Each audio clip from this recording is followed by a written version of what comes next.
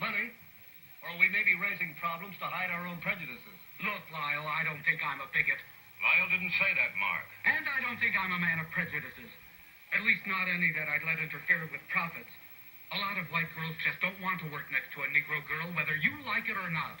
Young confronted this kind of prejudice directly, often using humor to his advantage. So first of all, let's tell people to stop generalizing. When they start talking about them, those people, you say who? You just can't generalize. All colored people are not geniuses. I mean, we have idiots like white people. Young understood the fastest way to a businessman's heart would not be with moral persuasion, but by speaking his language. He simply argued integration would be good for business. He convinced corporate moguls like Henry Ford of the Ford Motor Company, James Lennon of Time magazine, and Donald Kendall of PepsiCo to break the race barrier in their companies. For all that might be said about the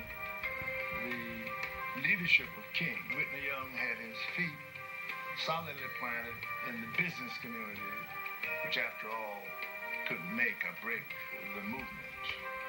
At the height of his influence, Young was able to place 40,000 African Americans in jobs in a single year. Workplace diversity, unheard of before the 1960s, had now become a corporate value.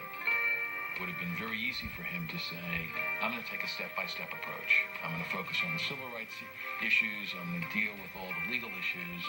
But the fact that he had the vision to say, we also have to make sure that we're getting the economic rights and we're providing the economic opportunity, and helped in many ways pave the road for my success in corporate America.